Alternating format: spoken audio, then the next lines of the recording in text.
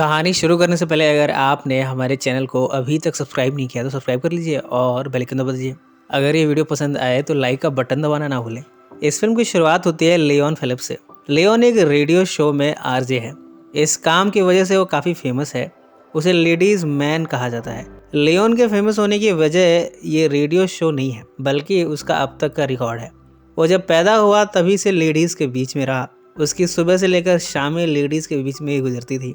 इस समय वो लेडीज़ मैन के रूप में फेमस हो गया। इस शहर की तमाम लेडीज़ उसके पास जाती, अपना दुखड़ा लिए और लियोन उन्हें सहारा देता। यहाँ पास में एक बार है, यहाँ लियोन का आना जाना लगा रहता है। यहाँ जो भी लेडी आती है लियोन हर उस लड़की को अप्रोच करता है। इसमें से शायद ही कोई हो जो लियोन को मना करे। एक बार तो एक नई नवेली दुल्हन भी आई, लियोन ने उसे भी सहारा दिया। कुछ समय के बाद लियोन की मुलाकात यहाँ एक शादीशुदा औरत से होती है। लियोन उसे अप्रोच करता है। वो लेडी लियोन के एडवांसेस को एक्सेप्ट करती है। उस लेडी के घर जाकर ये आपस में संभोग करते हैं।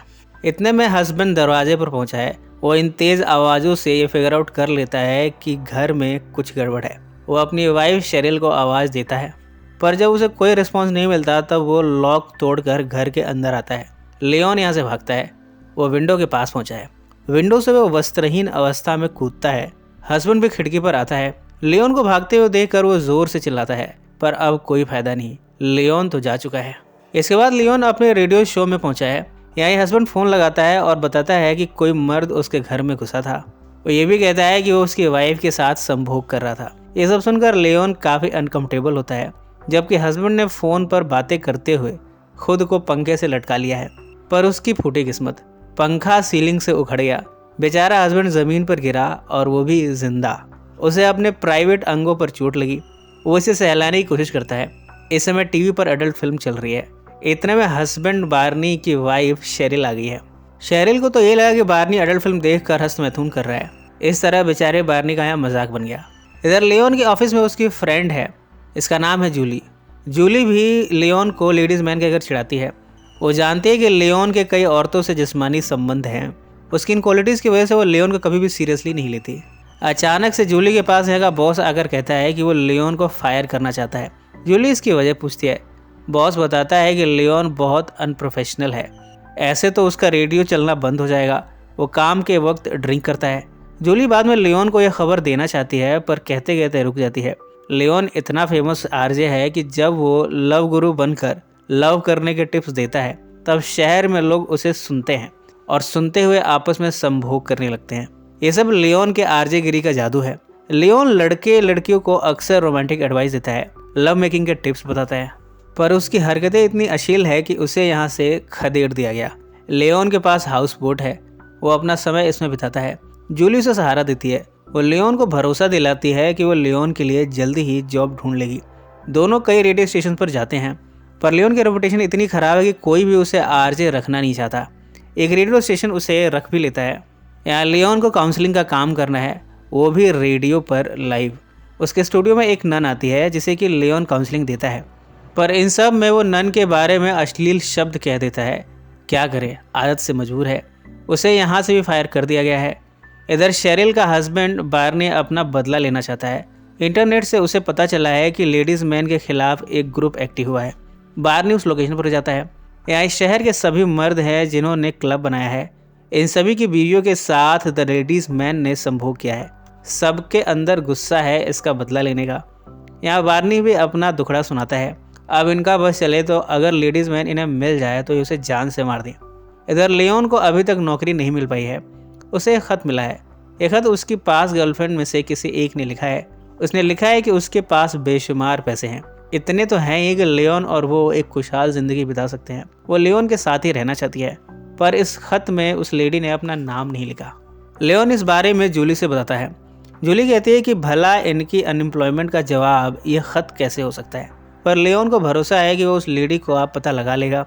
वो उसी बार में जाता है जहाँ वो अधिकतर लड़कियों को अप्रोच करता था, या बारटेंडर से सवाल करता है।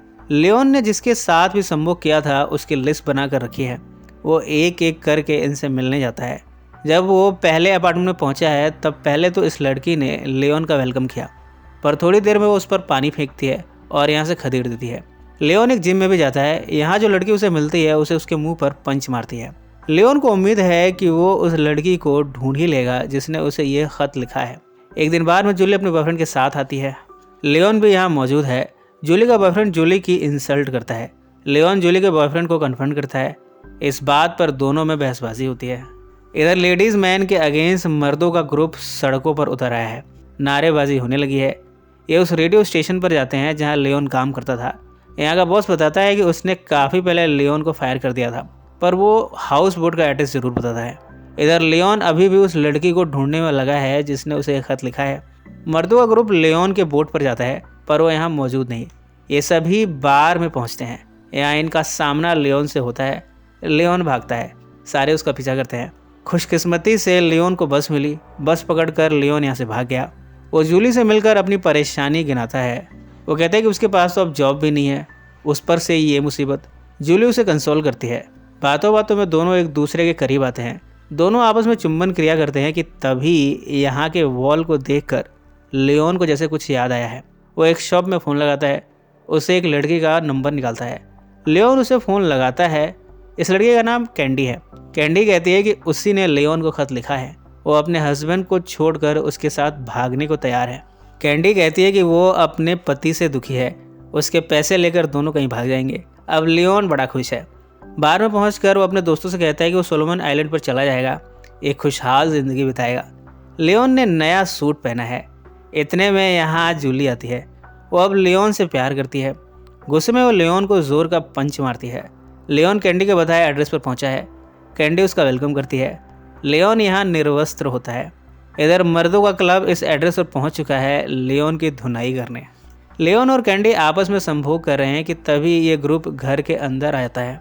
इनमें से एक हस्बैंड कैंडी का हस्बैंड है। इधर जूली लियोन के गम में पैग पर पैग लिए जा रही है। कैंडी की हेल्प से मर्दों के क्लब ने लियोन को पकड़ लिया है।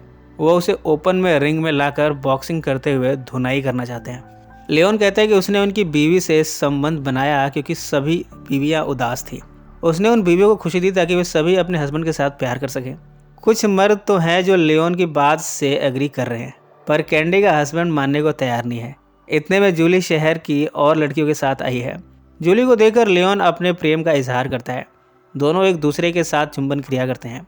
अब सबने लियोन को माफ़ कर दिया है। कुछ समय के बाद लियोन को उसकी जॉब वापस मिल गई है।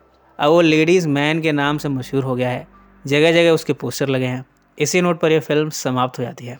सो फ्रेंड्स, फिर मिलेंगे ज़िंदगी के किसी नए मोड़ पर।